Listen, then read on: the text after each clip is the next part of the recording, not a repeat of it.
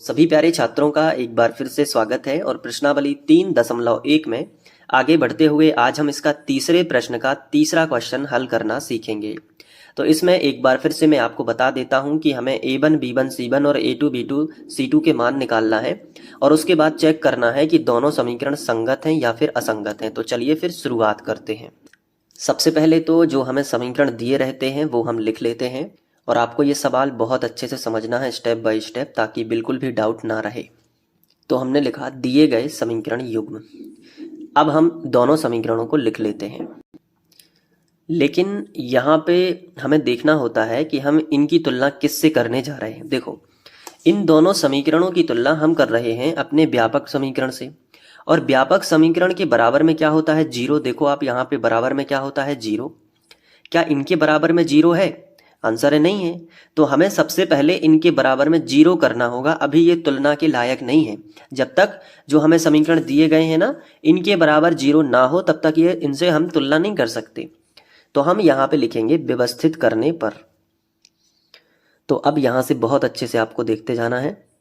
हम लिखेंगे व्यवस्थित करने पर। अब व्यवस्थित करेंगे तो क्या होगा?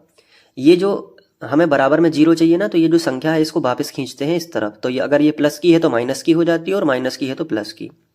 तो पहला जो लिखा है 3/2x, उसको हमने ज्यों का त्यों लिखा। फिर लिखा है 5/3y, तो उसको भी हमने ज्यों का त्यों लिखा 5/3y। इसके बाद जो प्लस का साथ है इसको हमने इस तरफ बुला लिया, तो माइनस का साथ हो गया और बराबर में कुछ नहीं बचा, तो जीरो। अब हम इसे समीकरण 1 बना सकते हैं, क्योंकि अब ये तुलना के लायक हो गया है। ठीक उसी तरीके से ये जो प्लस का 14 है इसको भी अंदर ले जाएंगे, तो बचेगा क्या? 9x minus 10y। और ये जो प्लस 14 है इस तरफ ले आओ, तो माइनस का 14 हो गया, बराबर हो गया जीरो। और इसको हम बना देंगे समीकरण नंबर 2। ठीक है, तो ये हो गया अपना समीकरण 2। अब इन दोनों समीकरणों की तुलना हम व्यापक समीकरण से कर सकते हैं। तो हम लिखेंगे कि समीकरण 1 व 2 की तुलना, समीकरण 1 व 2 की तुलना किससे करने पर? समीकरण 1 व 2 की तुलना व्यापक समीकरण, व्यापक समीकरण। और व्यापक समीकरण कौन से होते हैं?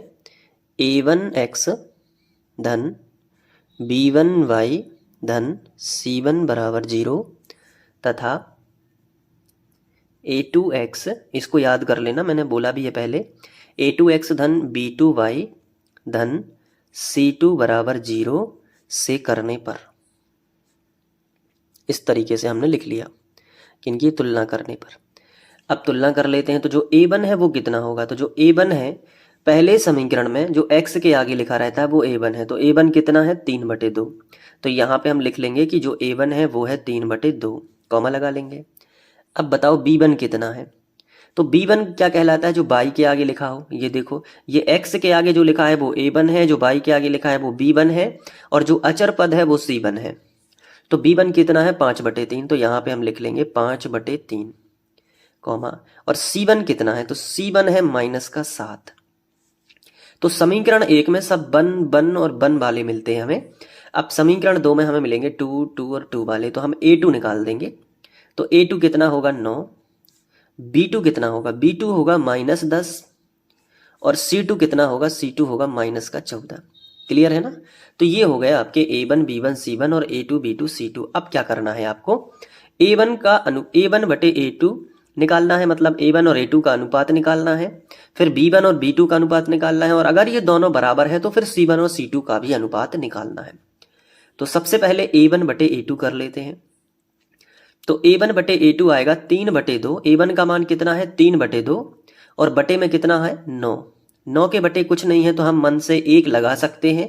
तो अब पलट देते हैं। तो 3/2 ऊपर का तो हम ज्यों का त्यों लिखेंगे 3/2, लेकिन 9/1 पलट के हो जाएगा 1/9। क्लियर है ना? अब कैंसिल हो रहा है तो कर दो। जैसे ऊपर और नीचे की संख्याएं कटती हैं, नीचे नीचे की कभी नहीं कटती, ना ऊपर ऊपर की कटती हैं। ऊपर और नीचे की जब गुणा लगा हो, तो 3 एकम 3 और 3 त्रिका 9। तो क्या आ जाएगा? 1 बटे, और ऊपर ऊपर का गुणा कर लो, तो यहाँ तो कुछ नहीं बचा, तो 1 बचा। और यहाँ देखो 3 दूनी 6, तो 6 आ गया। तो माइनस है ही नहीं कहीं, तो 1/6 ही आएगा। अब b1/b2 निकाल लेते हैं। तो b1/b2 हम यहाँ पे लिखेंगे b1/b2। चलो बताओ b1 कितना है 5/3, तो हमने b1 की जगह पे लिख लिया 5/3 और b2 कितना है -10, तो हमने बटे में लिख लिया -10। अब इसके भी बटे कुछ नहीं है तो हम 1 लिख सकते हैं। अब बराबर 5/3 जो ऊपर का परिमेय संख्या है उसको हम ज्यों का त्यों लिखेंगे 5/3 और ये जो -10/1 है ये पलट के हो जाएगा 1/-10। ठीक है, अब कट रहा है तो काट दो, 5 एकम 5, 5 दूनी 10। तो यहाँ पे ये देखो क्या हो गया, ऊपर बचा 1 और नीचे देखो 3 दूनी 6, लेकिन ये माइनस लगा है, ये मत भूल जाना नहीं तो गलत हो जाएगा, तो ये माइनस है। या फिर हम लिख सकते हैं -1/6, है ना, तो माइनस ऊपर कर लिया और 1/6। तो a1/a2 1/6 है, लेकिन b1/b2 है -1/6, तो बराबर कहाँ हुई है, ये बराबर नहीं है। तो यहाँ पे लिखे, अब c1/c2 निकालने की जरूरत नहीं है क्योंकि यही बराबर नहीं है, तो आगे जाने से कोई फायदा नहीं है। तो यहाँ पे लिखेंगे, यहाँ 1/6 जो है वो बराबर नहीं होता है -1/6 के, तो इसलिए a1/a2 बराबर नहीं है b1/b2 के। क्लियर है ना। तो a1/a2 बराबर नहीं है b1/b2 के, और ये जो शर्त होती है ये किसकी होती है, मैंने आपको बताया है कि जब a1/a2 बराबर ना हो b1/b2 तब संगत रेखाएं प्राप्त होती हैं, क्योंकि ग्राफ में बनता है प्रतिच्छेदी रेखाओं वाला ग्राफ, यानी ये क्रॉस बनता है। क्रॉस बनता है मतलब किसी एक बिंदु पे दोनों समीकरणों की रेखाएं मिलेंगी, मतलब केवल एक ही हल होगा, तो अद्वितीय हल बोलते हैं इसका, मतलब दूसरा हल नहीं है, केवल एक ही हल होगा और संगत रेखाएं मिलेंगी। ठीक है ना। तो यहाँ पे पूछा गया था कि संगत है कि असंगत है, तो आप लिख देना कि रैखिक समीकरणों के युग्म संगत है। तो हमने लिखा कि अतः रैखिक समीकरणों के युग्म संगत है। तो इस तरीके से आपको लिखना है। अब आप इसको नोट कर लो अच्छे से, ठीक है। तो यहाँ से लिख लेना अपनी नोटबुक में, यहाँ से, ठीक है। नोट्स बनाते जाना, काफ़ी इंपॉर्टेंट होते हैं, यहाँ से लिखते जाओ। इसके बाद यहाँ पे, ठीक है, और इसके बाद ये। तो अगर समझ में आ गया है तो अच्छी बात है, इसके आगे का आप कर लेना, ठीक है। और इसी तरीके से मेहनत करना है, लगातार तरीके से आगे बढ़ते हैं और हम नेक्स्ट क्वेश्चन करेंगे, ठीक है। तो आप लोग प्रैक्टिस जरूर करते रहना मैथ की, ठीक है। और प्लेलिस्ट में आपको सारे वीडियोस मिल जाएंगे, डिस्क्रिप्शन में लिंक है प्लेलिस्ट की, या फिर आपको यहाँ पे एंड स्क्रीन में मैं लगा दूंगा, वहाँ से भी जा सकते हो आप, ठीक है। मिलते हैं नेक्स्ट वीडियो लेक्चर में। Thank you.